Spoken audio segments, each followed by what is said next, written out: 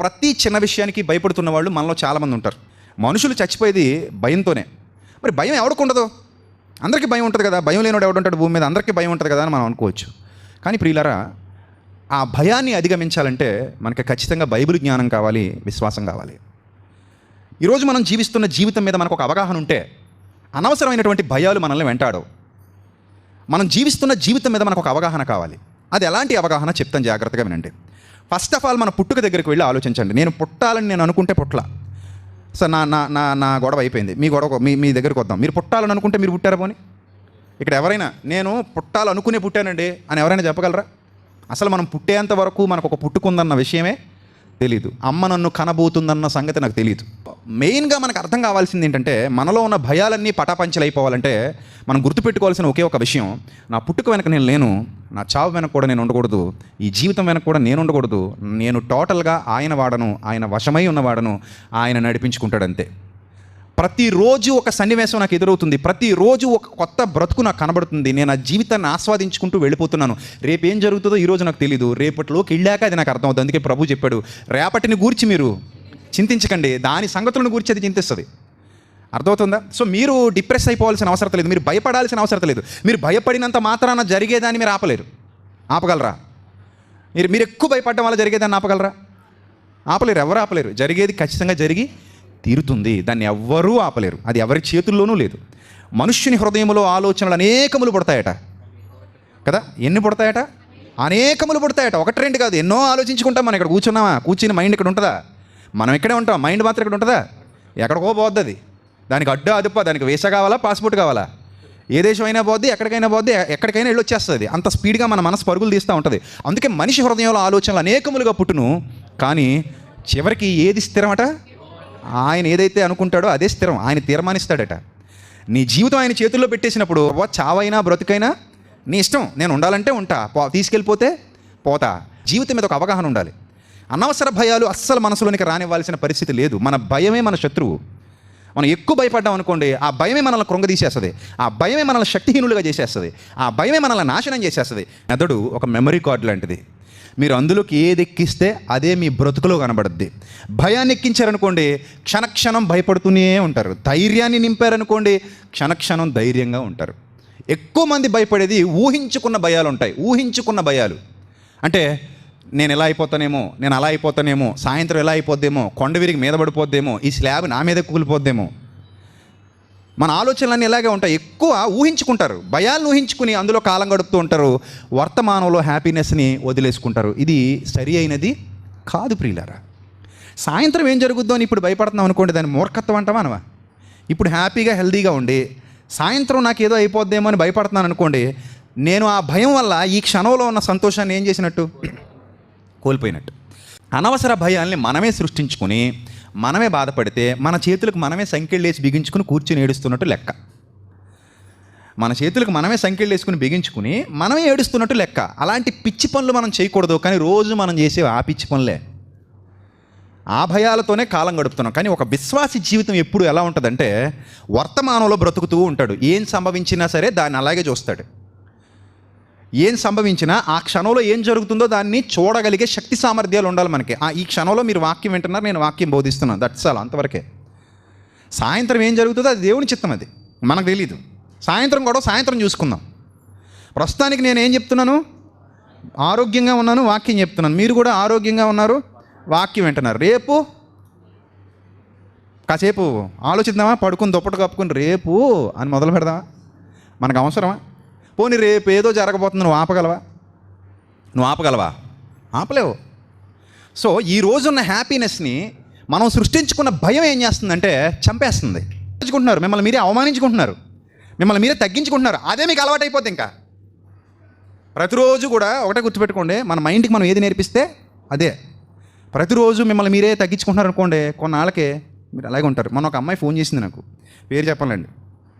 Phone ఎత్తగానే ఆ చెల్లెమ్మ చెప్పాను, అన్నయ్య నన్ను కొంతమంది విమర్శిస్తున్నారు, అన్నయ్య నీది ఏదో గాడిద గొంతని, నువ్వు బాగోవని, నువ్వు చాలా చండాలంగా ఉంటుంది నీ గొంతని చాలామంది అంటున్నారు అన్నయ్య, నేను ఏం చేయాలన్నయ్య అని అడిగింది. నేను అప్పుడు, అమ్మ నీ గొంతు ప్రస్తుతానికి నేను వినేది నీ గొంతేనా? అవునన్నయ్య నా గొంతే. బంగారంలా మాట్లాడుతున్నావు కదా తల్లి, నీది గాడిద గొంతన్న గాడిదెవడు? నీ వాయిస్ బాగానే ఉంది కదా, చక్కగా మాట్లాడుతున్నావు, అర్థవంతంగా మాట్లాడుతున్నావు, వినడానికి కూడా బాగుంది. ఇంత మంచి వాయిస్ పెట్టుకుని ఎవడమ్మా నిన్ను అన్నది అంటే ఎవడో చెప్పింది, ఎవరో ఇద్దరు అన్నారట. ఇద్దరు అనేసరికి ఆ అమ్మాయి మైండ్లో ఏమైనా ఫిక్స్ అయిపోయిందంటే నాది నిజంగానే గార్ధప స్వరం, నాది మంచి గొంతు కాదు, నేను బాగా మాట్లాడలేను అని ఫిక్స్ అయిపోయింది. అంటే చూసారా, మన మైండ్కి మనం ఏది నేర్పిస్తే అదే, ఇంకా నువ్వు ఏది ఫీడ్బ్యాక్ ఇస్తున్నావో అదే ఫీడ్బ్యాక్ ఉందన్నమాట లోపల. ఆ ఇవ్వడం వల్ల ఆటోమేటిక్గా నిన్ను నువ్వే కించపరుచుకుంటావు. కొంతమంది నేను ఎందుకు పనికిరాను అండి, నెత్తి మీద రూపాయి పెడితే ₹10 కూడా మారనండి మనమే అంటాం. అంటే నువ్వు అది ఆల్రెడీ నువ్వు ఏమైపోయావు, మైండ్కి అలా చెప్పుకోవడం మొదలుపెట్టావు అనమాట. ఇంక నువ్వు అలా చెప్పుకుంటే నువ్వు అదే విధంగా వెళ్తావు. నువ్వు ఇంకా నువ్వు మారవు. నువ్వే నన్ను అగ్గిపొల్లు వెలిగించింది ఎవరు? ఎవడో పక్కోడు కాదు, నువ్వే వెలిగించుకున్నావు. మంట పెట్టింది ఎవరు? నువ్వే పెట్టావు. నేను పనికిమాలినోడిని, నేను పనికిమాలిన దాన్ని, నేను ఎందుకు పని చేయను, నేను ఏమీ చేయలేను, నా వల్ల కాదు, నా దరిద్రం అది, నా జాతకమే అంతా, నా జీవితమే అంతా, నేను మట్టి పట్టుకుంటే బంగారం అవ్వదు, బంగారం పట్టుకుంటే మట్టి అవుతుంది, నా బతుకే అంతా చిల్లి సంచి లాంటిది, ఇలాంటి పదాలు ఎక్కువ వాడుతూ ఉంటారు చూశారు. యథా రాజా తథా ప్రజ అన్నట్టు నిజంగా వాళ్ళు అలాగే ఉంటారు. ఎవరైనా ఒక అమ్మాయి దగ్గరికి వెళ్ళి నువ్వు ఫెయిల్ అయిపోతావు, నాకు రాత్రి దేవుడు చెప్పాడు అన్నారు అనుకోండి, అమ్మాయి ఖచ్చితంగా ఏమవుతుంది, నమ్మితే ఫెయిల్ అవుతుంది. బాగా రాసే అమ్మాయి కూడా. ఎందుకంటే ఇంకా మైండ్లో నేను ఎలాగో ఫెయిల్ అయిపోతానట, పుస్తకం దిగానే ఫెయిల్ అయిపోతానట, పుస్తకం మళ్ళీ దిగానే ఫెయిల్ అయిపోతానట, అంటే ఇంకా అమ్మాయి ఏమవుతుంది, ఫెయిల్ అవుతుంది. కాబట్టి అలాంటి ఆలోచన విధానం తుడిచేయండి, అర్జెంటుగా ఇమ్మీడియట్గా తుడిచేయండి. ఈ రోజు నుంచి మీకు మీరే, నా దేవుడు నాకు తోడై ఉన్నాడు, నేను ఎవరికి భయపడను. సింహపు పిల్లలు లేమి గలవై ఆకలి కొనునేమో కానీ, సింహపు పిల్లలు ఒకవేళ లేమి కలిగి ఆకలి కొంటాయేమో, కానీ నా ప్రభు నన్ను విడువడు, ఎడబాయడు, నాకు ఏ మేలు కొదువై ఉండదు. నా మట్టుకైతే బ్రతుకుట క్రీస్తు, చనిపోతే లాభమే. బతికినా అదేదో చూడండి, చచ్చిన వెయ్యే బతికిన వెయ్యే అంటారు కదా. చచ్చిన వెయ్యేనట, బతికిన వెయ్యేనట. ఆ మాట మనం అనాలి. నేను చచ్చినా మంచిదే, బతికినా మంచిదే, నాకేం ప్రాబ్లం లేదు. నేను చంపేస్తా అంటే చచ్చిపోతా, నువ్వు చస్తా ఉంటావు, పో, చస్తే మంచిదే, నువ్వు బ్రతికినా మంచిదే, అటైనా ఇటైనా ఎటైనా నాకు okay. I'm not afraid of anything because I'm a son of God, my father is God. So ఆయన కుమారుణ్ణి నేను, ఆయన కుమార్తెను నేను, నాకు భయం లేనే లేదు, నాకు ఇబ్బంది లేనే లేదు, నేను చనిపోయినా లాభమే, బ్రతికినా లాభమే, ఏమైనాను లాభమే. ఈ ఆలోచనతో ఇక మీదట ఈ రోజు నుంచి ఇలా బతకడం నేర్చుకోండి. ఒక బ్రతుకు మీకు చూపిస్తాను ఇప్పుడు. ఇలాంటిదే విశ్వాస జీవితం అంటే. వాళ్ళు ఇంకేం పట్టించుకోరు, ముందుకే పోతుంటారు. ఇప్పుడు బైబిల్లోనికి వెళ్ళిపోదాం. అపోస్తలుల కార్యాలు 27వ అధ్యాయం జాగ్రత్తగా చూడండి. ఇక్కడ మీకు కనబడుతున్న వ్యక్తి గొప్ప సుఖ సంతోషాలు ఎరిగినవాడు, సమాజంలో మంచి పేరు ప్రఖ్యాతులు కలిగినవాడు, ప్రభు కొరకు ఒక సమర్పణ జీవితం కలిగి, ప్రభు పిలిస్తే, ప్రభు ఎన్నుకుంటే అతని గత జీవితాన్ని అంతటిని వదిలేసి జీవితానికి సృష్టికర్త కూడా దేవుడే అని గుర్తుపెట్టుకొని గ్రహించిన వాడే, సత్యాన్ని గ్రహించి ఈ జీవితాన్ని ఎవరికి ఇచ్చేశాడు? ఆయన చేతుల్లో పెట్టేశాడు. జీవితాన్ని తీసుకెళ్ళి ఎవరి చేతుల్లో పెట్టేశాడు? ఆయన వాక్యం దగ్గర పెట్టేశాడు. ఆ వాక్యాన్ని బట్టి ఈ జీవితాన్ని నడిపిస్తూ ఉన్నాడు ముందుకి. అర్థమవుతుందా? జీవితాన్ని ఆయనకి ఇచ్చేస్తే ఆయన నడిపించుకుంటాడు. నువ్వు ఆయన అధికారానికి ఒప్పుకోవాలంతే. అలా ఒప్పుకొని చూస్తే నీ లైఫ్ మొత్తం మారిపోద్ది. అలా నిన్ను కోటీశ్వరుని చేసేస్తాడని చెప్పదు బైబిల్. అలా బోధించే వాళ్ళు కూడా ఉన్నారు సుమా. నువ్వు బైబిల్ పట్టుకుంటే కోటీశ్వరుడు అయిపోతావు, అదంతా రాంగ్. మనల్ని దేవుడు కోటీశ్వరుని చేయడు. బేదవాడట కొంచెమే తిన్నా ఎలా ఉంటాడట? తృప్తిగా పడుకుంటాడట. ధన సమృద్ధి చేత ఈ ధనవంతుడికి ఏం పట్టదట? నిద్ర పట్టదట. ఈ బేదవాడు మాత్రం సుఖనిద్ర పొందుతాడట. కారణం ఏంటి? దైవానుగ్రహం ఉంటే చాలండి. మనకి దైవానుగ్రహం ఉంటే చాలు. కష్టజీవులు కొద్దిగా తినను సుఖనిద్ర నొందుదురు, అయితే ఐశ్వర్యవంతులకు తన ధన సమృద్ధి చేత నిద్ర పట్టదు. ఎవడు హ్యాపీగా ఉన్నాడు చెప్పండి? ఇప్పుడు చెప్పండి, ఎవరు హ్యాపీగా ఉన్నారని దేవుడు చెప్తున్నాడు. మరి మనం ఎవరు హ్యాపీగా ఉన్నారనుకుంటాం? పెద్ద బిల్డింగ్ చూసి మనం ఏమనుకుంటాం? అబ్బా లైఫ్ అంటే ఏళ్ళదండి, మనదేముందండి దరిద్రం, లైఫ్ అంటే ఇది, బిందాస్గా ఉన్నారు చూడండి అనుకుంటాం. కానీ విశ్వాసయాత్రలో కొనసాగుతున్న నువ్వు నిజంగా జీవితం మీద నీకు అవగాహన ఉంటే నిన్ను మించిన ఐశ్వర్యవంతుడు ప్రపంచంలో ఎవడున్నాడు? నేను అదే ఫీల్ అవుతా ఇప్పుడు. నన్ను మించినోడు ప్రపంచంలో ఎవడో లేడు. అంతే తప్ప నన్ను నేను ఎప్పుడు తగ్గించుకోను. నేను పావలా పెడితే 5 పైసలకు మారను, ఇలాంటి పనికిమాల మాటలు నేను ఎప్పుడు మాట్లాడను. నేను ఎందుకు పనికిరాను అని కూడా నేను ఎప్పుడు అనుకోను. నేను హీరోని అనుకుంటా ఇప్పుడు కూడా. I'm always king in Christ Kingdom అనుకుంటా. నన్ను నేను ఎప్పుడు తగ్గించుకోను. ఎవడైనా నన్ను తగ్గిస్తే నేను ఒప్పుకోను. ఎవడి ముందు నన్ను నేను తక్కువ చేసుకోను. ఆ ఆత్మాభిమానాన్ని చంపుకుని బతకను. నేను ఎప్పుడు కింగ్ అనే అనుకుంటా. ఎవడో ఒప్పుకోకపోతే నాకేంటి, నా మట్టుకు నేనే హీరో, నా సినిమాకి నేనే హీరోని, ఎవడు కాదంటే నాకేంటి, నా జీవితానికి నేనే హీరోని, అంతే. ఎవడో కాదన్నాడు అనుకోండి, నువ్వెవడో కాదనడానికి అంటాను, అంతే. I'm always a hero. Who are you? నన్ను కాదనడానికి నువ్వెవడు అసలు? ఇలాంటి భావజాలం నీలో ఉంటే నువ్వెప్పుడు దేవునికి ముద్దు పెట్టవే కదా, నువ్వు దేవుని కుమార్తెవే కదా, నువ్వు దేవుని కుమారుడివే కదా. నీకేంటి లోటు, నీకేంటి భయం, నీకేంటి ఇబ్బంది? ఆయనే నిన్ను సృష్టించుకున్నాడు కదా. నువ్వేమన్నా నీ ముక్కు నువ్వు చెక్కుకొని వచ్చావా భూమి మీదకి? ఆయనే కదా నిన్ను సృష్టించుకున్నాడు. సో నువ్వు కూడా ఒక హీరోవి, అంతే. ఒక హీరోయిన్ అనుకో, అంతే. దేవుని కుమారుడివి, దేవుని కుమార్తెవి, అలాగే ఉండాలి, అంతే తప్ప మనల్ని మనం ఎప్పుడు తగ్గించుకోకూడదు. ఎవరి ముందుకు వెళ్ళి నేను ఎందుకు పనికిరాను ఉండండి, ఆయన చాలా గొప్పడండి, ఆమె చాలా గొప్పదండి, మేము పనికిమాలిన కుటుంబం అండి మాది అనకండి. ఎప్పుడు మీరు గొప్పవారే, దేవుని దృష్టికి అందరూ గొప్పవారు కాబట్టి సృష్టించుకున్నారు. ఆ గొప్పగా ఉండే ఆయన చిత్తాన్ని మనమే వదిలేసి ఎక్కడికో వెళ్ళి దుష్టుడికి చోటిచ్చాం. మళ్ళీ తిరిగి వచ్చేస్తే మళ్ళీ మనం ఎవరు? గొప్పవారమే, మళ్ళీ మనం గొప్పవారమే. కాబట్టి ఆ విశ్వాసం పుణికిపుచ్చుకున్నటువంటి వ్యక్తి జీవితం చూసి ముగించుకుందాం. మేము ఓడ ఎక్కి ఇటలీ వెళ్ళాలని నిర్ణయం అయినప్పుడు పౌలు గారిని ఖైదీగా బంధించి తీసుకెళ్తున్నారు. మొన్న వారం చెప్పాను నేను, సువార్త ఖైదీ. తప్పు చేసి జైలుకి వెళ్ళినోడు కాదు, పనికిమాలిన పని చేసి జైలుకి వెళ్ళినోడు కాదు. సువార్త ద్వారా పట్టబడ్డాడు, సువార్త వలన బందీగా మారాడు. మేలు చేసి ఏమనుభవిస్తున్నాడు? బాధ అనుభవిస్తున్నాడు. అంటే చూడండి, అప్పుడు వారు పౌలును మరికొందరు ఖైదీలను, ఈ ఖైదీలు అందరూ పౌలు గారు లాంటి ఖైదీలు కాదు, మొత్తానికి అందరూ ఖైదీలే, కానీ పౌలు గారు వేరే ఖైదీ, వీళ్ళు వేరే ఖైదీలు. అంటే వీళ్ళు తప్పు చేసి ఖైదీలుగా బంధింపబడిన వారు, ఆయన మాత్రం ఒప్పు చేసి ఖైదీగా వచ్చినవాడు. రైట్. ఇప్పుడు వీళ్ళని ఔగుస్తు పటాలలో శతాధిపతి అయిన యూలి అనువానికి అప్పగించారట. ఆసియా దరి వెంబడున్న పట్టణములకు ప్రయాణము చేయబో అద్రముతియా పట్టణపు ఓడ ఎక్కి మేము బయలుదేరితిమి. ఎక్కడ మొదలెట్టారు వీళ్ళంటే కైసరియలో మొదలెట్టారు. కైసరి ఎక్కడుంది చూడండి, అపోస్తులుడైన పౌలు ప్రయాణం చేసిన ప్రదేశాలనే మ్యాప్కి వెళ్ళిపోండి. అందులో బాగా డౌన్లో యెరూషలేము, అరేబియా కనబడుతుంది చూడండి. కుడి పక్కన కింద పెద్ద అక్షరాలతో యెరూషలేం కనబడుతుంది, అరేబియా కనబడుతుంది, అరేబియా సముద్రం. ఆ పైన ఏముంది? యెరూషలేం ఉంది. యెరూషలేం పక్కనే కైసరి ఉంటుంది చూడండి. ఆల్రెడీ నేను మొన్న లైవ్లో నేను కైసరికి వెళ్ళినప్పుడు ఫోటోలు, ఆ కైసరియాలో పౌలు గారు ఉన్నటువంటి జైలు అవన్నీ చూపించాను మొన్న వారం లైవ్లో. అవి మీరు మళ్ళీ చూడండి, అవసరమైతే మీకు అర్థమవుతుంది. నేను కైసరియా ప్రాంతానికి వెళ్ళి అక్కడ తీసిన ఫోటోలన్నీ, అక్కడ ఓపెన్ థియేటర్స్, రోమన్ల యొక్క ఓపెన్ థియేటర్స్ కూడా స్క్రీన్ మీద చూపించాను, అంటే లైవ్లో చూపించాను. ఇంటికి వెళ్ళిన తర్వాత యూట్యూబ్లో చూడండి అది. రైట్. ఇప్పుడు కైసరియా నుంచి ప్రయాణం మొదలవుతుందట. ఎక్కడికి వెళ్తున్నారో చూడండి. అద్రముతియా పట్టణపు ఓడ ఎక్కి బయలుదేరింది. మాసిదోనీయుడు తెస్సలోనిక పట్టణస్థుడైన అరిస్తార్కు మాతో కూడా ఉండెను. మరునాడు సీదోనుకు వచ్చితిమి. సీదోను ఎక్కడ చూడండి. కైసరి నుంచి పైకి వెళ్తే ఈ యొప్పే నుంచి, యెరూషలేము నుంచి, కైసరియా నుంచి తూరు పైన ఏముంది? సీదోను. అందరికి కనబడిందా? ఎంతమందికి కనబడింది? కనబడలేనోడు చూపించండి, పక్కన ఉంటారు మీ వాళ్ళు, చూపించండి. రైట్. సీదోనుకు వచ్చారట. అక్కడ నుంచి చూడండి. అప్పుడు యూలి పౌలు మీద దయగా ఉండి, యూలి అంటే ఎవరో శతాధిపతి, పౌలు మీద దయగా ఉండి ఏం చేశాడట, అతడు తన స్నేహితుల యొద్దకు వెళ్ళి పరామరిక పొందుటకు అతనికి సెలవిచ్చెను. చూసారా? ఒకసారి మీరు మన రాజమండ్రి కానీ వెళ్తే, రాజమండ్రి సెంట్రల్ జైలు బయట బంక్ ఉంటుంది, పెట్రోల్ బంకు. ఆ పెట్రోల్ బంకులో పెట్రోల్ కొట్టేవాళ్ళు అందరూ ఎవరో తెలుసా? యావజ్జీవ కారాగార శిక్ష పడ్డ ఖైదీలు. అంటే ఎక్కువ సంవత్సరాలు శిక్ష పడ్డటువంటి ఖైదీలు బయట పెట్రోల్ బంకులో పెట్రోల్ కొడుతుంటారు. ఆ బంక్ ఎవరిదంటే గవర్నమెంట్ది. అలాగే బయట కొంతమంది బజ్జీలు అమ్ముతుంటారు. బయట కొంతమంది తిరుగుతూ మామూలుగా తోటకూర కట్టలు అవి లోపల పడినవి బయటకు వచ్చి అమ్ముతుంటారు. మీకు మామూలుగా వెళ్ళి మాట్లాడుతూ ఎవరు బాబు అంటే, నేను లోపలికి ఖైదీనండి. మరి నువ్వు బయటకు వచ్చేవేంటి అన్నారు అనుకోండి, అంతేనండి, మేము మా మంచి ప్రవర్తన బట్టి మాకు బయటికి వెళ్ళి ఎన్ని చేసుకునే అవకాశం ఇస్తారండి. నువ్వు ఏం చేసావు? మా అత్తగారిని రోకలతో కొట్టి చంపేశానండి.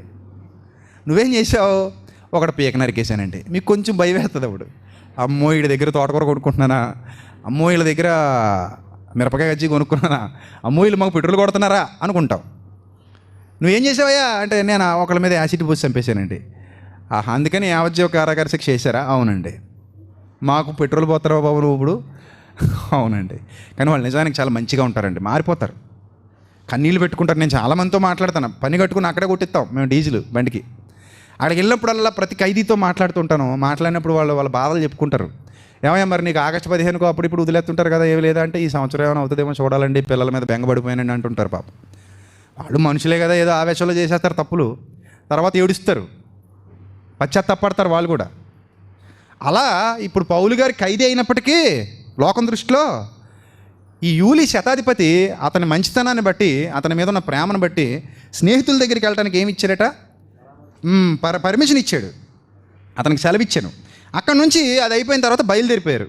బయలుదేరిన తర్వాత ఎదురుగాలి కొట్టుచున్నందున కుప్ర చాటున ఓడ నడిపించితిమి. కుప్ర ఎక్కడ ఉంది చూడండి. సీదోన్ నుంచి ఎటు వెళ్తున్నారట వీళ్ళు? ఆ పక్కకి లెఫ్ట్ సైడ్ చూడండి, కుప్ర కనబడుతుంది మీకు. కొంచెం పెద్ద అక్షరాలతో కుప్ర కనబడిందా? సిప్రస్ అంటున్నారు ఇప్పుడు దాన్ని. మన బైబిల్లో ఉన్న ప్రతిదీ ఇప్పుడు ఉంది. ఇది కట్టుకథ కాదు. చాలామంది కట్టుకథలు చెప్తారు, ఆ ద్వీపం ఈ ద్వీపం అక్కడ ఇక్కడని కట్టుకథల పుస్తకాలు ఉన్నాయి కొన్ని. అందులో ఉన్న పేర్లు ఇప్పుడు లేవు, అందులో ఉన్న పేర్లన్నీ అబద్ధాలు. కానీ బైబిల్లో అలాంటివి ఏమి ఉండవు. మ్యాప్ వేసి చూపిస్తున్నాడంటే దాని గట్స్ ఏంటో మీరు అర్థం చేసుకోవాలి. మ్యాప్ వేసి చూపిస్తున్నాడంటే అది ఎంత పవర్ఫుల్ బుక్కో మీరు అర్థం చేసుకోవాలి. నేటికి ఉన్నాయి అవన్నీ భౌగోళిక ఆధారాలు. నేను నా కళ్ళతో చూసిన ఎన్నో వాస్తవాలు ఇందులో. చాలా ప్రాంతాలకు నేను వెళ్ళినప్పుడు నేనే ఆశ్చర్యపోయాను. బైబిల్లో ఎలా అయితే ఉందో క్లియర్గా మనకు అక్కడ ప్లేసెస్ అలా కనబడతా ఉంటాయి. ఈ కరోనా గొడవ లేకపోయి ఉంటే ఈ సంవత్సరం ఒక ట్రిప్ కూడా పడేది ఐఫర్గట్ ద్వారా. కొంతమందికి విజ్ఞాన యాత్ర అని చెప్పి తీసుకెళ్ళి చూపిద్దాం అనుకున్నాం కొన్ని ప్రాంతాలు, ప్రత్యేకంగా ఈజిప్ట్, యెరూషలేము, ఈ ప్రాంతాల్లో కొన్ని ప్లేసెస్ ఉన్నాయి మనకు తెలియాల్సినవి. అక్కడికి వెళ్ళి బైబిల్ ఎక్స్ప్లెయిన్ చేస్తే, అక్కడికి వెళ్ళి వాక్యం చెప్తే ఇందులో చూస్తూ అక్కడ చూసినప్పుడు ఇంకా బాగా మనం కనెక్ట్ అవుతాం అనమాట. అదంటే పుణ్య ప్రదేశానికి వెళ్ళే యాత్ర కాదు, కానీ జస్ట్ విజ్ఞాన యాత్ర అలా పెడదాం అనుకున్నాం. యాక్చువల్లీ నవంబర్లో జరిగి ఉండాల్సింది, కానీ మరి ఇప్పుడు ఇంక అవ్వదు. ఏమైనా అవకాశం ఇస్తే ప్రభు వచ్చే సంవత్సరం చూద్దాం, అప్పుడు లైవ్లో చెప్తాం అందరికీ ఏంటి దాని వివరాలు ఏంటి, ఎలా రావాలి, ఎంత అవుతుంది మొత్తం చెప్తాం. సో జాగ్రత్తగా చూడండి. ఇక్కడ కుప్రచాటును వాడు నడిపించారు. మరియు కిలికియకు పంపులకు ఎదురుగా ఉన్న సముద్రము దాటి లుకియలో ఉన్న ఎక్కడికి చేరారట? మోరకు చేరారట. కుప్రకు పైనే మోర కనబడుతుంది చూడండి. అత్తాలియా పతరా కింద ఏముంది? మోర. ఎంతమందికి కనబడింది? రైట్ కదా, రైట్. అక్కడ నుంచి మోరకు వెళ్ళారట. తర్వాత అక్కడ శతాధిపతి ఇటలీ వెళ్ళనై ఉన్న అలెక్సాంద్రియా పట్టణపు ఓడ కనుగొని అందులో వీళ్ళందరినీ ఎక్కించేశాడు. అనేక దినములు మెల్లగా నడిచి ఎంతో కష్టపడి క్నీదు అనే ప్రాంతానికి ఎదురుగా వచ్చినప్పుడు గాలి వెళ్ళన పోనివ్వట్లేదట. అప్పుడు క్రేతు చాటున సల్మోనే ధరిని ఓడ నడిపించితిమి. క్రేతు కనబడిందా? సల్మోనే కనబడిందా? క్రేతు కిందే సల్మోనే ఉంటుంది, పక్కన రైట్ సైడ్లో చిన్న అక్షరాలు. ఎంతమందికి కనబడింది? పక్కోళ్ళు చూపించండి మరి, కొంచెం హెల్ప్ చేసి పెట్టండి. వాళ్ళు ఇంకా లేకపోతే అందులో ఉండిపోయి ఇంక వెంట మానేస్తారు. మీకు దొరికితే పక్కోడు కొంచెం సాయం చేయండి. డబ్బులేం ఖర్చు అవ్వవు కదా, డబ్బులు ఖర్చు అయ్యే పని కాదు కదా, చూపించడమే కదా. రైట్. సల్మోనే ధరిని ఓడ నడిపించింది. బహు కష్టపడి దాన్ని దాటి మంచి రేవులు అనే స్థలమునకు చేరితిమి. దాని దగ్గర లసయ్య అను పట్టణం ఉందట. లసయ్య కనబడిందా? క్రేతు కిందే ఉంటుంది లసయ్య, చూడండి. లసయ్య అని పట్టణం వచ్చింది అక్కడికి. ఏమండి, చాలా కాలం అయిన తర్వాత ఉపవాస దినము కూడా అప్పటికి గతించినందున ప్రయాణము చేయుట అపాయకరమై ఉండెను. అప్పుడు పౌలు, అయ్యలారా, ఒక ఖైదీ మాట్లాడుతున్నాడు. ఏమని? అయ్యలారా, ఈ ప్రయాణం వలన సరుకులకు వాడకు మాత్రమే కాక మన ప్రాణాలకు కూడా హాని బహు నష్టము కలుగునట్లు నాకు తోస్తుంది అని చెప్పి వారిని హెచ్చరించాడు. ఇక్కడితో ఆగిపోతే మంచిది, కొన్నాళ్ల పాటు ఇక్కడే వెయిట్ చేద్దాం, నా మాట వినండి. ఇక కాదని మూర్ఖంగా ముందుకెళితే ఖచ్చితంగా మన సరుకులు పోతాయి, వాడబోద్ది, అలాగే మన ప్రాణాలకు కూడా నష్టం వాటిల్తుంది. కాబట్టి నా మాట విని అందరు ఇక్కడ ఆగిపోదామని ఒక దైవజనుడు చెప్పాడు. చెబితే వీళ్ళు ఏమనుకున్నారట? ఆయనను శతాధిపతి పౌలు చెప్పినది నమ్మక నావికుడు ఓడ యజమానుడు చెప్పిందే నమ్మాడట. నావికుడు ఓడ యజమానుడు. ఓడ యజమాని అంటే ఎక్కువ సముద్రంలో తిరిగేవాడు. వాడు ఏమంటాడు? అలాగే చెప్తాడండి. ఖైదీగడికి ఏం తెలుసండి? సముద్రం మీద పుట్టి పెరిగినవాడిని ఓడ తిప్పుతున్నాడు. నాకంటే ఎక్కువ తెలుసా ఈ ఖైదీకి? నాకంటే ఎక్కువ తెలుసా? కాబట్టి నేను చెప్పిందే నమ్మండి, నేను చెప్పిందే వినండి, ఏమీ అవ్వదు, పోదాం ముందుకి. నేను చెప్తున్నాను కదా, నాకు ఈ సముద్రం మొత్తం తెలుసు, ఏమవుదో పదండి ముందుకు అన్నాడు అనమాట. కానీ పౌలు గారు దైవజ్ఞాని కనుక ఆయన చెప్పారు, వద్దండి ఆగిపోదాం, వెళితే మంచిది కాదు, నా మాట వినండి, ఇక్కడే ఉండిపోదాం అని చెప్పాడు. అబ్బాయి లేదు, వెళ్ళాల్సిందే అని పట్టుబట్టి వెళదామని చెప్పేసి ముందుకు నడిపించేశారు ఓడని. అయితే మరియు 12 వచనం, శీతాకాలం గడుపుట కార్యం అనుకూలమైనది కానందున అక్కడ నుండి బయలుదేరి ఒకవేళ సఖ్యం అయితే ఫీనిక్స్కి చేరి అక్కడ శీతాకాలం గడపవాలని ఎక్కువ మంది ఆలోచన చెప్పారు. అది నైరుతి వాయువ్య దిక్కులనున్న క్రేతు రేవై ఉన్నది. మరియు దక్షిణపు గాలి మెల్లగా విసురుచుండగా వారు తమ ఆలోచన సమకూడినదని తలంచి లంగరెత్తి క్రేతు దరిని వాడ నడిపించితిరి. చూడండి, ఇప్పుడు ఎక్కడికి వెళ్తుందట? ఈ సల్మోనే వైపు నుంచి క్రేతు పైన ఉంది చూడండి, క్రేతు పెద్ద అక్షరాలు, అటు ఆ దారిని వాడు నడిపిస్తున్నారట. ఫీనిక్స్కి వెళ్ళిపోదామని అక్కడ నుంచి పక్కకు వస్తే ఫీనిక్స్ ఉంది లెఫ్ట్ సైడ్, అక్కడ నుంచి లెఫ్ట్కి వస్తే ఏముంది? ఫీనిక్స్ ఉంది. మీకు పక్కనే కనబడుతున్నాయి, కానీ సముద్రంలో చాలా దూరంగా ఉంటాయి ఇవి. మీకు ఆ కింద యెరూషలేము నుంచి కైసరియా పక్కనే వేస్తాడు. మరి చిన్న మ్యాప్లో చూపించాలంటే ఎలా వేస్తాడు? మన ఇండియా మ్యాప్ చూసారు ఎప్పుడైనా? కన్యాకుమారికి కాశ్మీర్కి ఎంత దూరం? ఎంత దూరం? కరెక్ట్ చెప్పాలి తెలివైన విద్యార్థులు. కన్యాకుమారికి కాశ్మీర్కి ఎంత దూరం? జానెడు దూరం అంతే. ఎంత దూరం? జానెడు దూరం. ఎందులో జానెడు దూరం ఎందులో? మ్యాప్లో. మామూలుగా అయితే చాలా దూరం, కింద నుంచి పైకి పోవాలి. ఇదేమో కాళ్ళు, అదేమో తల దగ్గరికి వెళ్తే కాశ్మీరు, కాళ్ళ దగ్గరికి వస్తే కన్యాకుమారి. మనం మ్యాప్లో చూస్తే జానెడు దూరం అంతేనండి. చాలా తెలివైన విద్యార్థులను అంటాడు టీచరు. కాబట్టి ఈ మ్యాప్లో చూసేది మీకు చాలా తక్కువ దూరంలో కనబడుతుంది, కానీ చాలా దూరం. నేను యెరూషలేము నుంచి కైసరియకి కారులో బయలుదేరా. ఆ రూట్స్ అన్నీ చాలా విశాలంగా ఉంటాయి. యెరూషలేము నుంచి ప్రయాణం ప్రారంభించాం, కైసరియకి కారులో వెళ్తున్నాం, నేను ఇంకొక ఆయన. ఇంచుమించు మాకు 3 గంటల సమయం పట్టింది. ఇక్కడ చూస్తే ఎలా ఉంది? విశాలమైన రోడ్స్లో, మళ్ళీ మనకలా కూడా ఉండవు రోడ్లు, చాలా విశాలంగా బాగుంటాయి. మంచి కారు, వేగంగా వెళ్ళాం. అయినా కూడా మాకు చాలా టైం పట్టింది. దాదాపు 2 గంటలన్నర నుంచి 3 గంటల మధ్యలో పట్టింది. సో మరి ఇక్కడ మాత్రం ఇలా పక్కనే అన్నట్టు ఉంటుంది. కాబట్టి మ్యాప్ చూసినప్పుడు అంతేనా, ఇక్కడ నుంచి ఇక్కడికి మనం ఈదుకుంటూ వెళ్ళిపోవచ్చులే, వీళ్ళు అనవసరంగా వాళ్ళు వెళ్ళారు, నేను గజ ఎత్తగాని అని అనొద్దు. అర్థమవుతుందా? సో మ్యాప్ చూసేటప్పుడు మనకు అర్థం కావడానికి చిన్న పేజీలు ఇరికించాడు మొత్తం. కాబట్టి పక్కనే అనుకోకండి. రైట్, చాలా దూరం ప్రయాణం అది. 14 వచనం, కొంచెం సేపు అయిన తర్వాత ఉరకులోను అను పెనుగాలి క్రేతు మీద నుండి విసిరిందట. క్రేతు మీద నుండి గాలి విసరడం మొదలైంది. దాని పేరు ఉరకులోను. మనం కూడా తుఫానులకు పేర్లు పెడుతుంటాం కదా, టిట్లీ తుఫాను, ఇంకేంటి హుదూద్ తుఫాను, లైలా, మజ్ను పేర్లు పెడతాం కదా. అలా ఆ రోజుల్లో ఈ తుఫాను పేరు ఏంటట? ఉరకులోను అను ఒక గాలి వేచటం వల్ల పెనుగాలి క్రేతు మీద నుండి విసిరాను. దానిలో ఓడ చిక్కుకుపోయిందట. ఇంకా గాలి విస్తారంగా గాలి వేస్తుంటే ఎదురు వెళ్తుందా ఓడ? వెళ్ళదు కదా. వెళ్ళలేక ఎదురు నడిపించటం మాని ఇంకా గాలిని గెలవలేక ఆ గాలి ఎటు పోతే అటు పోవడం మొదలుపెట్టారు. ఇప్పుడు ఓడను నడిపించేది ఎవరు? నావికుడా గాలి. ఇప్పుడు నావికుడికి బొమ్మ కనబడింది. ఇందాకేమన్నాడు?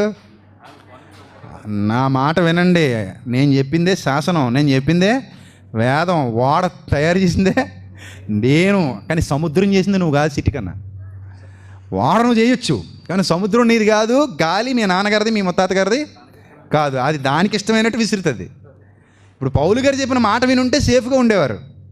కానీ వీళ్ళు ఏం చేశారంటే వినలేదు కాబట్టి గాలి తీసుకెళ్తుందట ఇప్పుడు వీళ్ళని. అంటే దేవుడు పౌలు గారిని ఎక్కడికో నడిపించాలనుకుంటున్నాడు. ఇది ఒక విశ్వాస యాత్ర. ఏం జరుగుతుందో ప్రస్తుతానికి ఎవ్వరికీ అర్థం కాదు. చివరికి పౌలు గారికి కూడా అర్థం కాదు. ఆ స్థితిలో నువ్వు నేను కూడా ఏదో ఒక రోజు ఉండొచ్చు.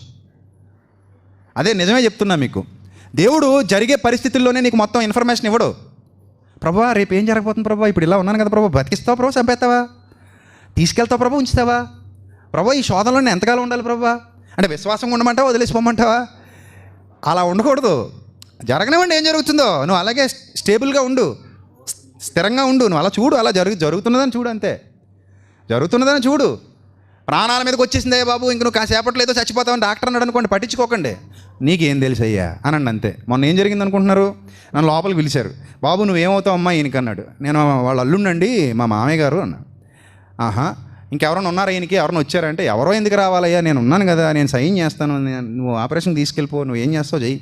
డబ్బులు కట్టేది నేను, సైన్ చేసేది నేను. తీసుకెళ్ళంటే లేదు సార్ అలా కాదు సార్, మీ భార్య వచ్చిందండి అన్నారు. తను రాలేదయ్యా, ఇంటి దగ్గర ఉంది, ఒక్కతే కూతురు, ఇంకా వాళ్ళకి అల్లుడినైనా కొడుకునైనా నేనే, సంతకం నేను పెడతా, తీసుకెళ్ళు చేసే అని చెప్తే అంటాడు కదా. లేదు సార్, మీ అత్తగారిని తీసుకురండి అన్నాడు. ఆవిడికి నువ్వు చెప్పే ఇదంతా ఆవిడ విందంటే గుండె ఆగి చచ్చిపోతాయ్యా బాబు, నువ్వు మంచిగా చెప్పట్లేదు, నాకు తెలుసు నువ్వు చెప్పే విధానం ఏంటో, ఆవిడ అవసరం లేదు, నేను సరిపోతాను, తీసుకెళ్ళంటే లేదు సార్, అది మా ప్రోటోకాల్ ప్రకారం అలా జరగకూడదు సార్, ప్లీజ్ సార్ నా మాట వినండి సార్, టైం డిలే అయిపోతుంది సార్, తీసుకురండి సార్ అన్నాడు. ఇప్పుడు ఏం చేయాలి? తీసుకురావాలి కదా. అప్పటికే ఆవిడ కుంగిపోయింది, అక్కడ బీపీ డౌన్ అయిపోయి ఏం జరుగుతుందో తెలియదు, కుంగిపోయింది. ఆయనకు స్ట్రోక్ వచ్చేసింది కాబట్టి సరే అని చెప్పి ధైర్యం చెప్పి తీసుకెళ్ళా. నువ్వు సినిమాల్లో చాలాసార్లు చూసావు కదా, అమ్మ మా చేతుల్లో ఏమీ లేదు అంటాడు కదా, అలాగే డైలాగులు చెప్తాడు అక్కడ. సో ప్రాణాపాయం అంటాడు. మరి ఏమన్నా అయితే మేము చెప్పలేమమ్మా, 90% బతకొచ్చు, 10% ఏమైనా అవ్వచ్చు, సీరియస్గా ఉంది కేసు అని అంటాడు, మీ ధైర్యంగా ఉండండి, దేవుడు ఉన్నాడు మనకి, ఏం పర్లేదని చెప్పి తీసుకెళ్ళిన తర్వాత మొదలుపెట్టాడు. ఏమని, చాలా సీరియస్గా ఉందమ్మా, కేసు అయితే సీరియస్గా ఉంది, ఇదిగో ఈ బ్లాక్ అంతా మూసుకుపోయింది, ఈ లోపలికి వెళ్ళిన తర్వాత యాంజియోగ్రామ్ చేసిన తర్వాత స్టంట్ వేయాలా లేకపోతే ఏంటనేది చూడాలి, పరిస్థితి ఎలా ఉంటుందో తెలీదు, రెండో పక్క కూడా కొంచెం ఇబ్బందిగా ఉందమ్మా, మేము చేసి పెడతాం, అయినా కానీ గ్యారంటీ లేదమ్మా, మరి తర్వాత మీ ఇష్టం అని చెప్పాడు. అంతే, కూలిపోయింది అక్కడే. ఇప్పుడు కాసేపట్లో మీ వాళ్ళు చచ్చిపోతున్నారు అనేసరికి మనకు ఎలా ఉంటుంది? అది డాక్టర్, మనం ఆ డాక్టర్ని అదిగాక ఎలా నమ్ముతాం? నువ్వే దేవుడు అయ్యా బాబు అన్నట్టు నమ్ముతాం. నిజంగా దేవుడిని కూడా నమ్మం మనం, డాక్టర్ని నమ్ముతాం. అప్పుడు ఆవిడ కూలిపోతే ఈ మొహంక చూసి ఎలా ముందు చెయ్యి నువ్వు అని చెప్పి ఆవిడని తీసుకెళ్ళి బయట కూర్చోబెట్టి మళ్ళీ ఆవిడకి ఒక కాసేపు ఇలాగే ప్రసంగం చేయాల్సి వచ్చింది. ఏమవ్వదు, నువ్వు కంగారు పడకు, దేవుడు ఉన్నాడు, మన చేతుల్లో ఏమీ లేదు కదా, ఆయనే చేయగలడు, అయినా ఇలాంటివి ఏం పెద్ద ప్రాబ్లం ఏం కాదు, మనం ఇన్ టైం తీసుకొచ్చేసాం, చేయాల్సిన ప్రథమ చికిత్స అంతా చేసేసాం, మనకేం ఇబ్బంది ఉండదు, ఆయన బాగానే ఉంటాడు, ఏమవ్వదు, కంగారు పడకని చెప్పేసరికి 1 గంటన్నర తర్వాత బయటకు వచ్చి ఇలాగని పోయాడు, ముందు మంటెట్టేసి. ఏమండి? సో మనం ఎప్పుడూ కూడా ప్రతికూల పరిస్థితుల్లో చాలా కేర్ఫుల్గా ఉండాలి. వాళ్ళు చెప్పే మాటలే మనకి ఏదో అయిపోద్ది అనుకుంటాం, కానీ అసలు అలా అనుకోకండి. ఏమైనా సరే ఆయన చిత్తాన్ని ఎవరైనా కాదనగలరా? చెప్పండి, ఆయన చిత్తాన్ని ఎవరైనా కాదనగలరా? దేవుడు బ్రతికిస్తే ఎవ్వడూ నిన్ను తీసుకుని వెళ్ళలేడు. దేవుడికి నేను తీసుకెళ్ళిపోదామని నిర్ణయించుకుంటే అది తన దగ్గరికి, తన ఒడిలోనికి. మళ్ళీ తీసుకెళ్ళిపోవడం అనగానే పాతాలనే పోతానండు అంటారు. విశ్వాసులకు ఉన్న జబ్బులు 1-2 కాదు మనోళ్ళకి. ఇక్కడ పరలోకానికి వెళ్ళేది ఎంతమంది అని నేను చాలాసార్లు అడిగా.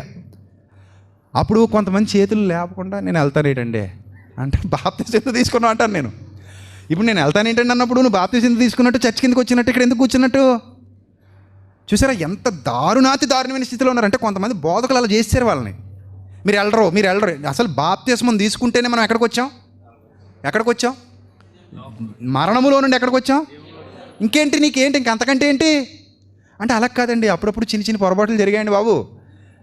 జరిగితే జరగనోడు ఎవడున్నాడు? అసలు పొరపాటు జరగనోడి జీవితం ఏదైనా ఉందా?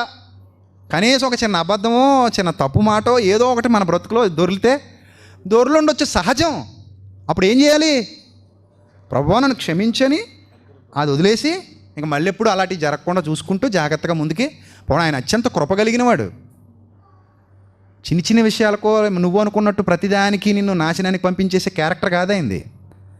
ఇదిగో నువ్వు మొన్న కుడి పక్కన కూర్చోమంటే ఎడం పక్కన కూర్చున్నావు కాబట్టి నరకనవు అంటాడు అనుకుంటున్నావా?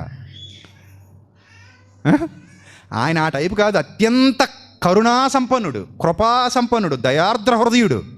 ప్రభువా నన్ను క్షమించంటే శిష్యుడు వచ్చి అడుగుతున్నాడు, ప్రభువా వాడు నా ఎడలు తప్పిదం చేస్తే ఎన్ని మార్లు క్షమించమంటావు ప్రభు అంటే, 7 మార్లు ఓకేనా ప్రభువా? 7 అని వేసాడు నెంబరు. నువ్వెవరయ్యా అసలు 7 అని ఒక అంకెట్టడానికి అన్నాడు ఆయన. నువ్వెవరు అసలు ఒక నెంబర్ ఇవ్వడానికి?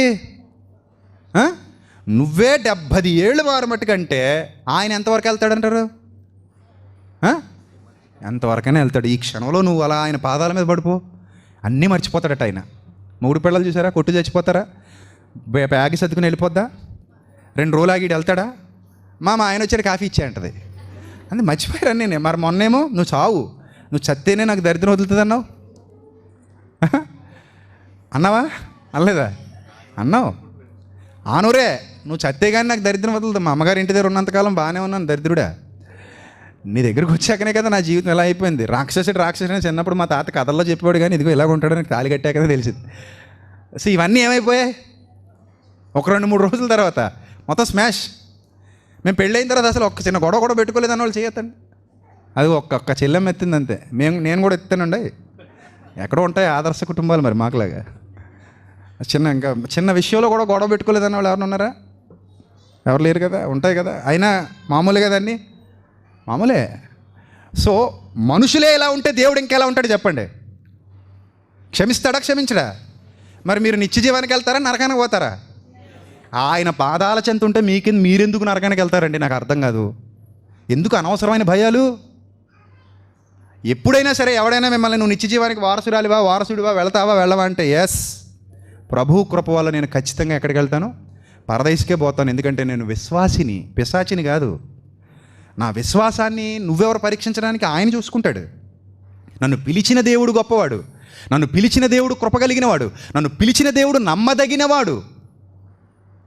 చిన్న చిన్న విషయాలకి ఉడుకుమోతాడు కాదు ఆయన. మీ ఆయన గారిలాగా టీ చల్లారిపోయిందని గోడకేసి కొట్టేసి, అన్నంలో చట్నీ లేదని కంచం విసిరేసి, టైంకి రాలేదని అరిచేసి, ఈ టైపు శాడిస్ట్గాడు కాదు. వాళ్ళని చూసి దేవుడు కూడా అలాగ ఉంటాడు అనుకోకండి. అర్థమైందా? దేవుడు ఆ టైప్ కాదు. ఆయన అత్యంత ప్రేమ, కృప, దయ కలిగినవాడు. ఎంతమందిని క్షమించుకుంటూ వచ్చాడో బైబిల్ చదివితే అర్థమవుతుంది. చిన్న చిన్న తప్పులా చేసినవి. దావీదు చేసిన తప్పుకు నువ్వైతే ఏం చేస్తావు? ప్రభువా నన్ను క్షమించాను, కానీ ఏం చేశాడు? క్షమించాడు. మారు మనస్సు పొందితే ఎలాంటోడినైనా ఆయన క్షమించేస్తాడండి. ఎలాంటోడినైనా క్షమించేస్తాడు. ఇప్పటి వరకు నువ్వు చేసిన ప్రతి తప్పు మర్చిపోతాడట ఆయన. నీ గతాన్ని జ్ఞాపకం చేసుకోనంటున్నాడు. నీ పాపములను ఏం చేశాను? క్షమించేశాను. మరి హెబ్రీ పత్రిక 6లో ఎలా ఉంది కదండి, ఈ గచ్చ పొదలో ముళ్ళ పొదలో మొలిస్తే ఇంకది తుదకది కాల్చివేయబడతామే అన్నారు కదండి. అంటే ఎవరికది? నీకు నాకు కాదు. ఎవరికి? ఆత్మానుభవం కలిగిన తర్వాత అనుభవపూర్వకంగా అన్నీ తెలుసుకున్న తర్వాత ఏమండి, పరిశుద్ధాత్ముడు మనల్ని హెచ్చరిస్తున్నా కూడా ఏం పెడచెవిని పెట్టి వినకుండా కావాలని పాపపు జీవితంలోకి వెళ్ళిపోయి ఇంకా అక్కడే ఉండి నటిస్తూ ఉంటారు. చూసారు? ఇంకా వాళ్ళు బతికేది ఏ బతుకు? పాపపు బతుకు. ఇంకా అంతే, అదే బెస్ట్ ఇంకా అనుకున్నారు, అందులోనే ఉంటారు, కానీ నటిస్తారు. వాళ్ళకి ఇంకా దేవుడు అన్నాడు, నీకు నా భయము లేదు, నా హెచ్చరికలు నువ్వు లక్ష్య పెట్టవు, ఇంక నువ్వు నా మాట వినవు, నువ్వు మరలా తప్పిపోయి కడుగుబడిన పంది మరలా బురదలో దొల్లినట్టు, కుక్క తన వాంతికి తిరుగునట్టు ఇంక అటే పోయావు కాబట్టి, ఇంక నువ్వు ఎంత పిలిచినా రానంటున్నావు కాబట్టి నీ ప్రాణానికి నువ్వే ఉత్తరవాది. మీరు అలాంటి వాళ్ళ కాదు కదా. మీరు దేవుని భయం కలిగిన వారే కదా, చెబితే వినే మనిషిలే కదా మీరు. ఇంకా మీకేంటి భయం? మీరెందుకు వాళ్ళతో పోల్చుకుంటారు? ప్రకటన గ్రంథంలో ఎంత స్పష్టంగా చెప్పాడు, నువ్వు మరలా మొదటి క్రియలు చెయ్యి.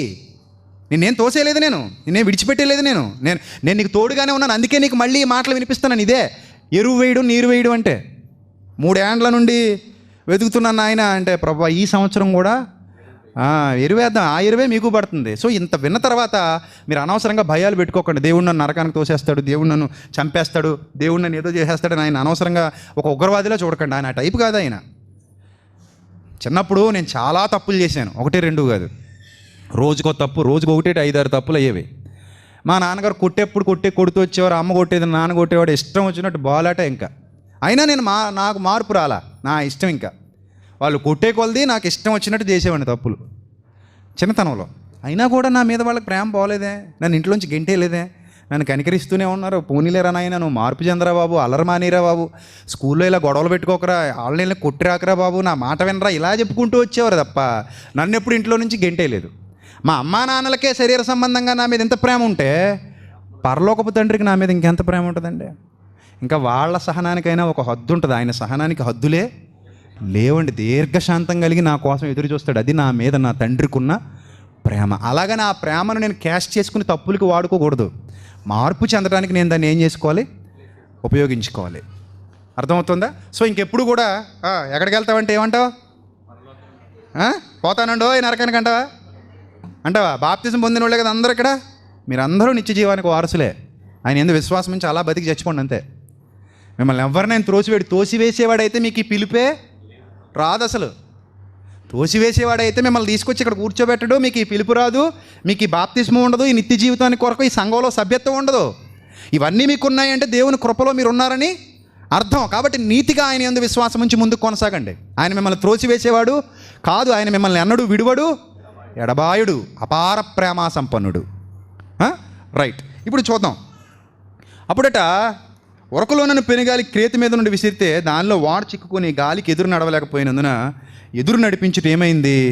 కష్టమై గాలి కొట్టుకుని పోతున్నారు. తర్వాత కౌదా అనబడిన ఒక చిన్న ద్వీపము చాటును దాన్ని నడిపింపగా పడవను భద్రపరుచుకున్నట బహు కష్టతరమాయను.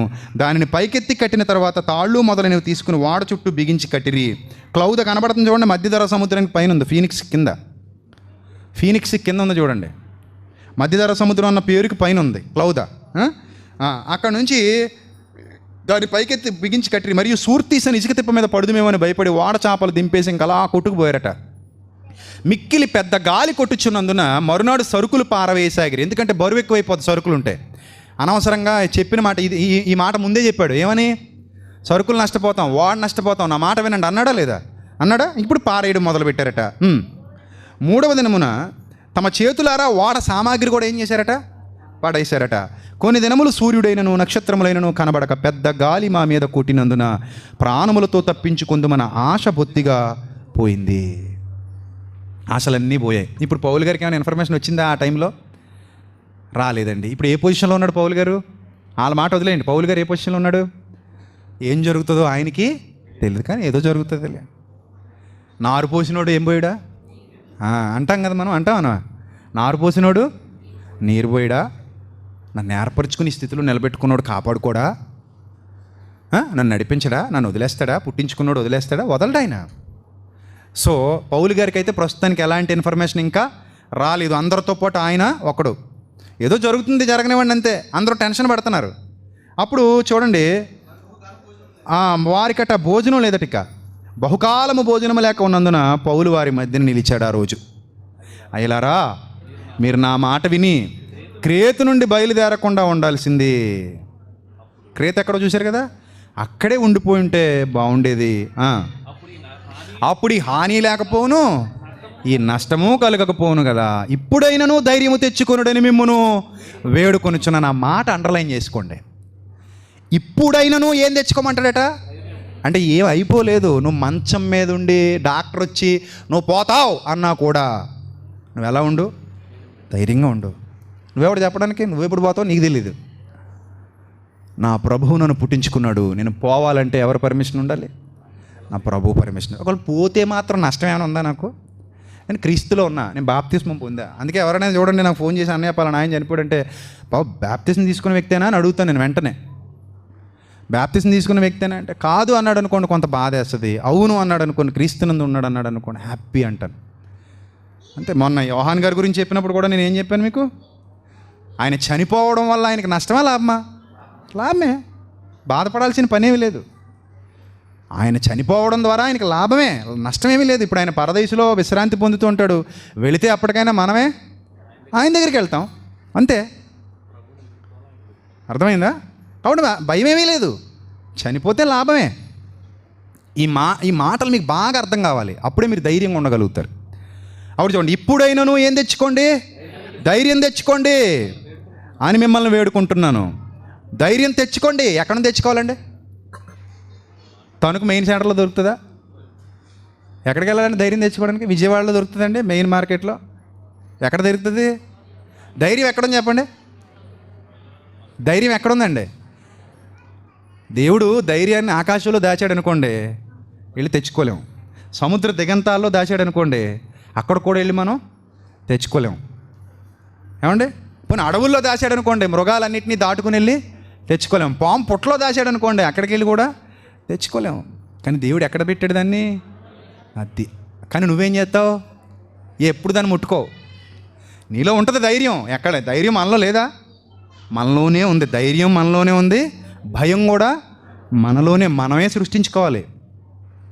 నువ్వు మినపట్టేసుకున్నా పెసరట్టేసుకున్నా అది ఎవరి చేతిలో ఉంది? నీ చేతిలోనే ఉంది. కానీ నువ్వు ఎప్పుడు ఏ వేసుకుంటావు? భయం అట్టేసుకుంటావు. అదే వేసుకునే చట్నీ నంచుకుని తింటావు.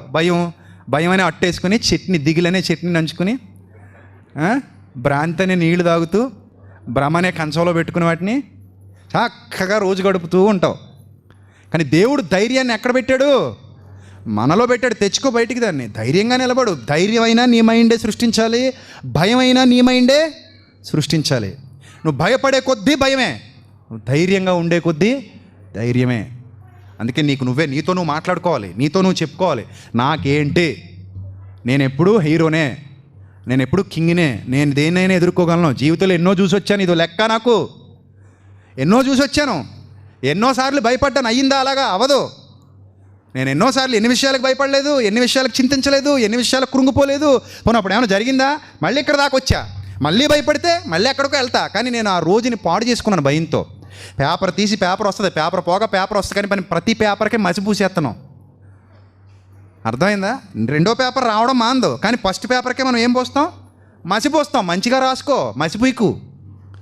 ఎలాగూ వేరే పేపర్ రావడం మాందో, నువ్వు అనుకున్నట్టు ఏమి అయిపోదు. జరిగేది అలా జరుగుతూనే ఉంది, నువ్వు దాని భయంతో నింపుకుంటూ బతుకుతున్నావు. సో పౌలు గారు చెబుతున్న అతి శ్రేష్టమైన మాట, భయపడొద్దు. భయపడితే మీరేమీ చేయలేరు. శ్రమ దినమున కృంగినవాడు ఏమైపోతాడట?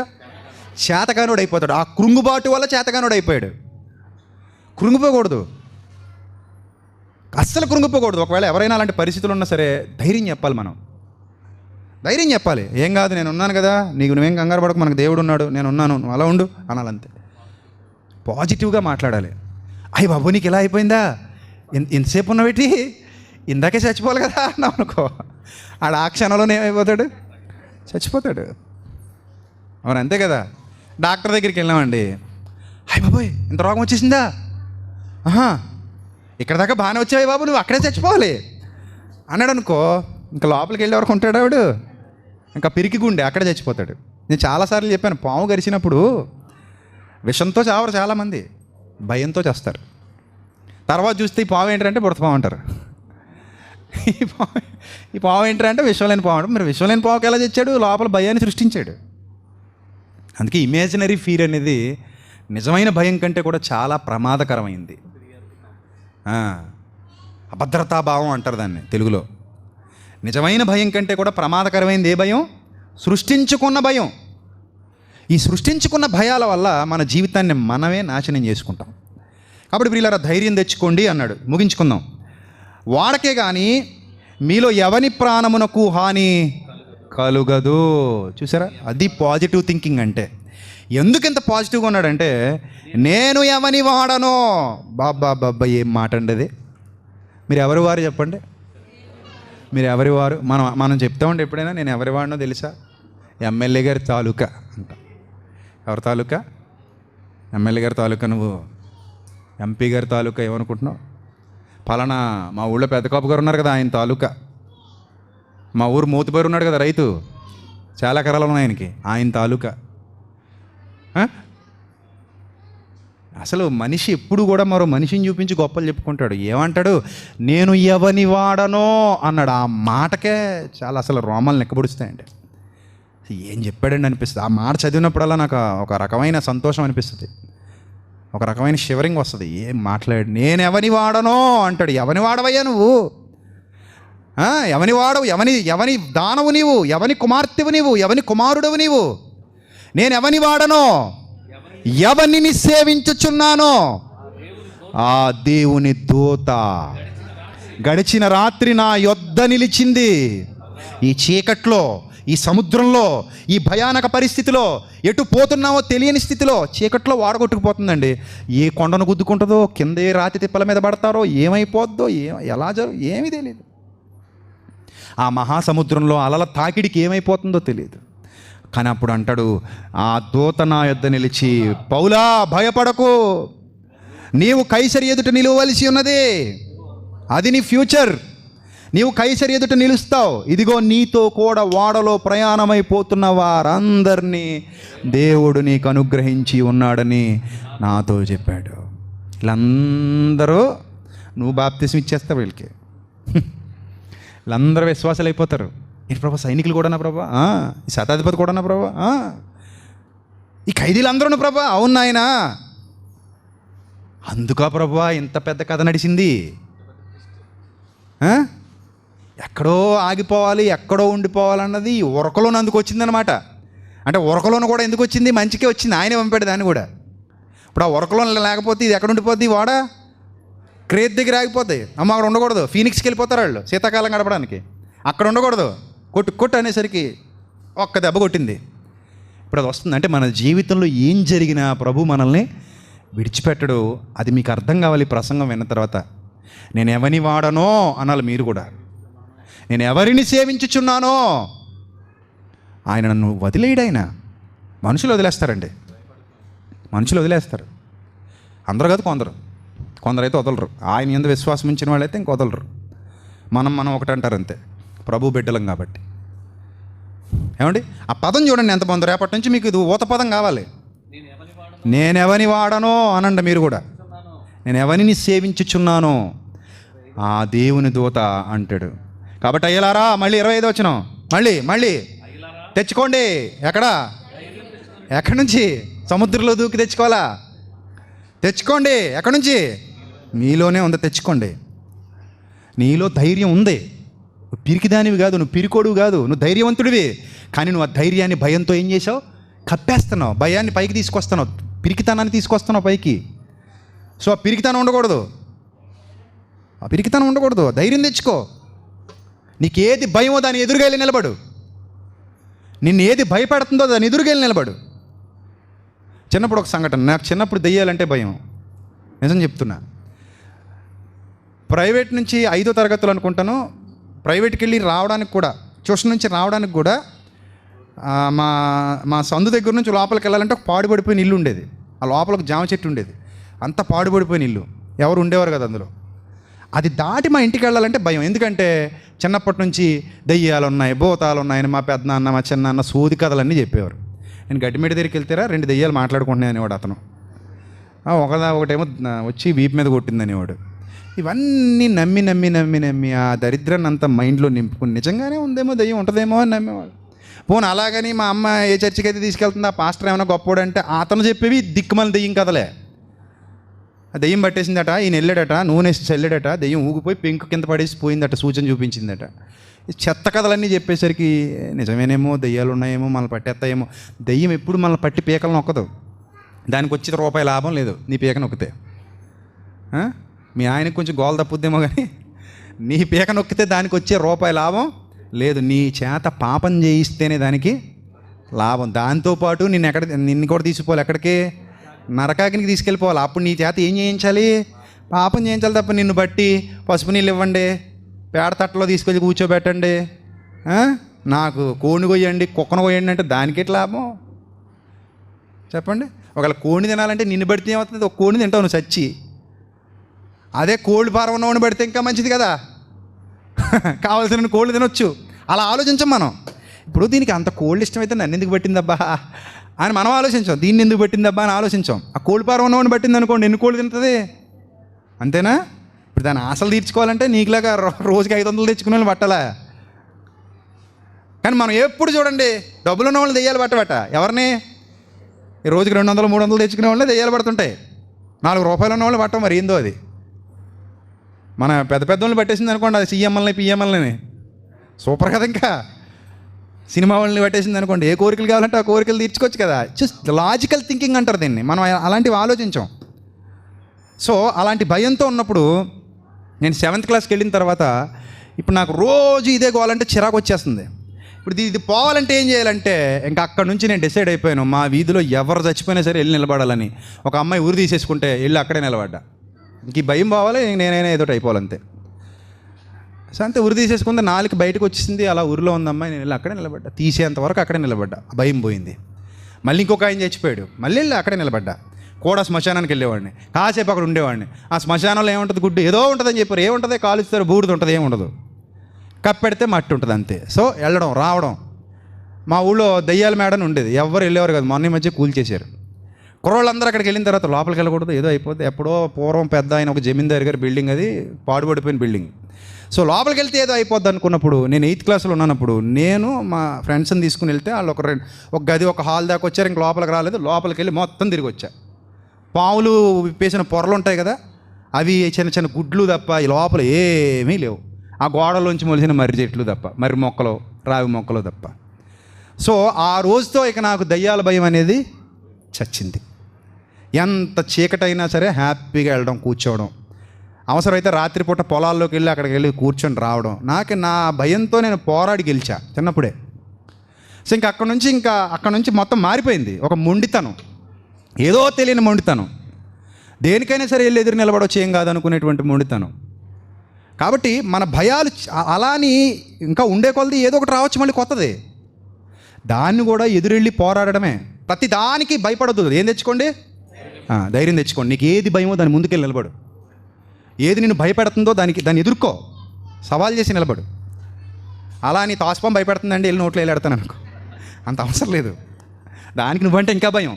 కర్ర తీసి ఇలా టిక్ టిక్ అని కొడితే దాన్ని ఎక్కడ దూరదామని అజ్జవుతుంది. నువ్వు వెళ్ళి తొక్కితేనే వీలుంటే కరుస్తుంది, వీలు లేకపోతే పారిపోద్ది. అర్థమైందా? నేను చెప్పేది ఎదురు నిలబడంటే వెళ్ళి కావాలని చెప్పి కొరుగుతో తల గోక్కో అని కాదు.